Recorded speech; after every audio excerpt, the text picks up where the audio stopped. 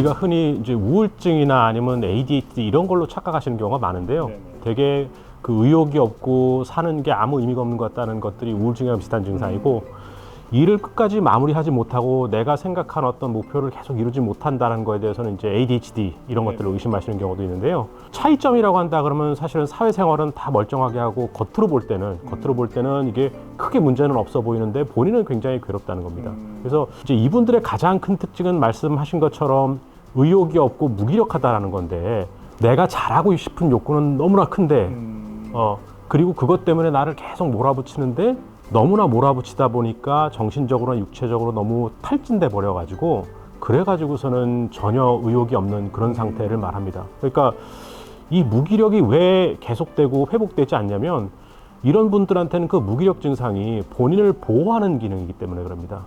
과도하게 걸었을 때 무릎에 통증이 있으면 다음날 쉬지만 통증이 없으면 이상이 있는 줄 모르고 그냥 계속 걸으면서 무리하게 쓰다가 망가지게 되는 거죠. 네. 그래서 사실 통증이라는 거는 원인과 결과가 하나이기 때문에 내가 아프면은 어제 무리한 것 때문이고 요거는 쉬면은 좋아지는 것들이 명백해서 또 쉬지 않으면 좋아지지 않으니까 네네.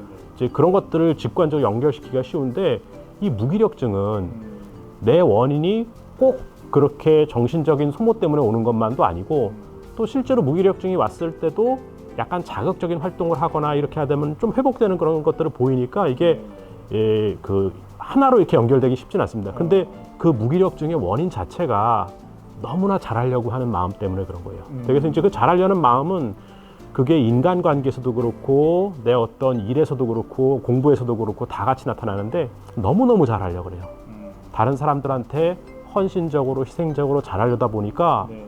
내가 너무나 피곤하고 그것 때문에 관계가 피로감이 계속 쌓여가지고 잘 유지가 되지 않고 또 내가 너무 그렇게 헌신적으로 하다 보니까 상대방이 조금 실망시키면 금방 이렇게 배신감을 느낀다거나 이렇게 속상한 게 심해져 가지고서는 관계가 잘 유지되지 않고 주변에서 볼 때는 뭐 열심히 하는 것 같지 않고 계속 게으름만 피우는 것 같고 무기력하니까 계속 잠만 자고 뭔가 열심히 하는 모습들은 보이지 않고 의욕이 없어 보이고 근데 이제 사실은 그렇게 무기력한 것들이 자극적인 걸 받으면 약간 좀 돌아오거든요. 그러니까 자꾸 이제 게으름 피우다가 이렇게 게임이나 아니면은 자극적인 어떤 놀이에 몰입하는 것들을 보게 되면 이게 꼭 공부는 열심히 안 하고 어떻게 해서 딴 데로 빠지려는 것처럼 보이는데 막상 그 당사자에게 물어보면 본인은 정말 잘하고 싶어요.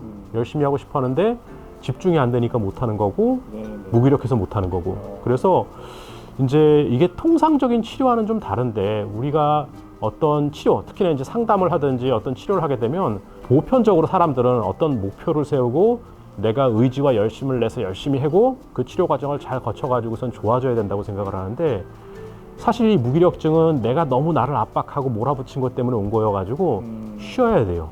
쉬어야 되는데 그렇지 못하고 이제 계속 그렇게 몰아붙이는 것들이 반복되다 보니까 이 우리가 직관적으로 생각하는 어떤 이 무기력증에서의 극복 이런 것들이 사실은 실제와는 거꾸로 가는 거여가지고 그러면서 이제 그런 것들이 계속 악순환이 되면서 무기력증이 오고 그러는 거라고 볼 수 있을 것 같습니다.